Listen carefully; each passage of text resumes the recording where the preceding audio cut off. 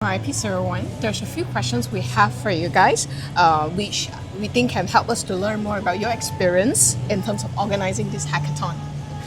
So the first one would be, could you guys introduce your teammates and where do you guys from?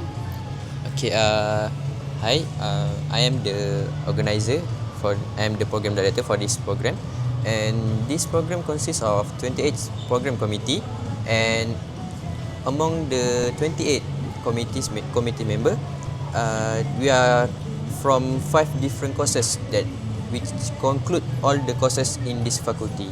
So that is one of the unique factor in our team for this program. And all of us are from UMPSA Faculty of Computing. I see. The next one I have for you guys is, since this is the second hackathon organized by this faculty, what have you guys learned from the first one and how did you guys make this a better one this year? Okay, from the previous hackathon, actually there is a few involvement of the industrial judges, and for this hackathon, we try to make the numbers of industrial judges and faculty judges to be balanced. Like in the preliminary round, we have around 13 judges from the industry and 7 from the faculty. So for the final round, we have 2 judges from the industry and 1 from faculty. I see. Could you also tell us a little bit more about the background of this year's hackathon, as in what did the student needs to deliver based on the given use case, and what would be the judges be looking for when it comes to the given use cases? Okay, for this year hackathon, we focus on smart city because we had news that Pekan will be one of the smart cities in Malaysia. So as universities, we are called to help them to make it real. Okay, so actually there is about 5 case study, and all of those case study we collect from the Majlis Pembandaran Pekan itself, and also Esko Inovasi Pahang, which is Datuk Niza itself. I see. In terms of the organizing process, right, we also would like to understand how was the planning process be like? As in how do you guys divide your responsibilities among the committee's members? Okay, for the committee members, some of us have the experience joining hackathon from other organizer, like from other universities, and some of them are involved in the previous hackathon. So I gather all of them, including me myself, so we can change our knowledge on how to organize a hackathon event. I see. So that's how we divide the responsibilities. All right.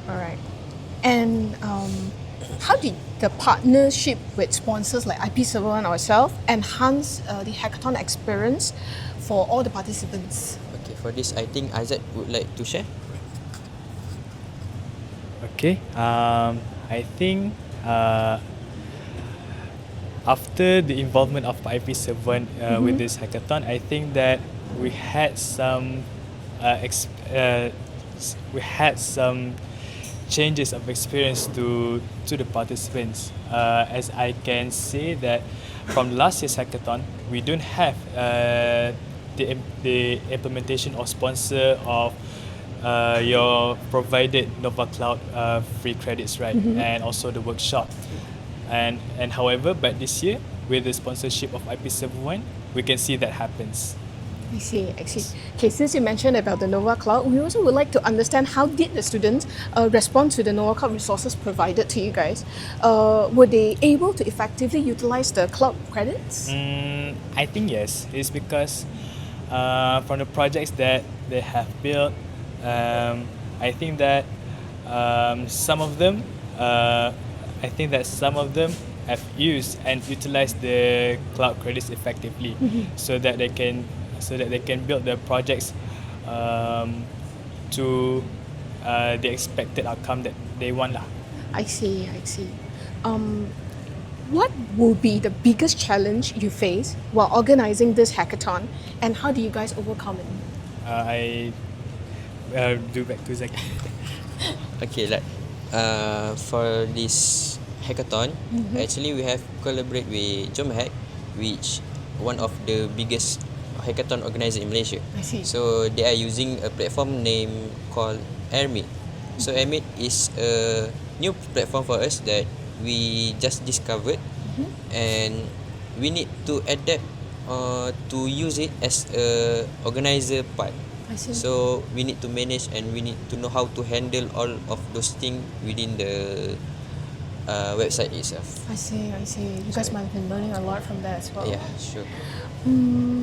Okay, after all these technical parts, right, were there any stands-up moments or projects from this year's hackathon that impressed you guys? I think there is a lot of what we say the good project that the participant had briefed. So I think I cannot select any of, because from each case study we can say there is at least two teams that comes out with a good project idea. I see. So I see. it's hard for me to select. If you were to conclude this year's hackathon, what would be your conclusions be like? Did it meet your expectations? Okay, actually, it is beyond my expectation, because we are discovering a new platform for the virtual hackathon. So, which is something new in the hackathon event industry for the student club. I see. So that is one of the, and the next one is the involvement of industrial judges. I see. All right.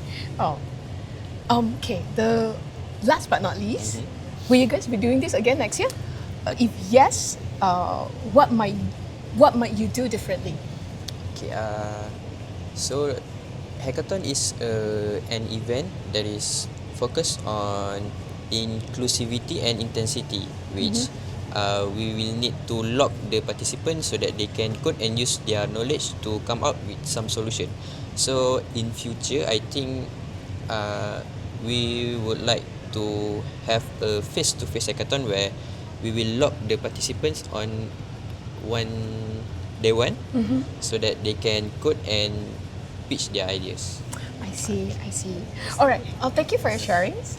Your insight has been helping us to understand this hackathon and this whole event better. Thank you. Thank you. Thank you.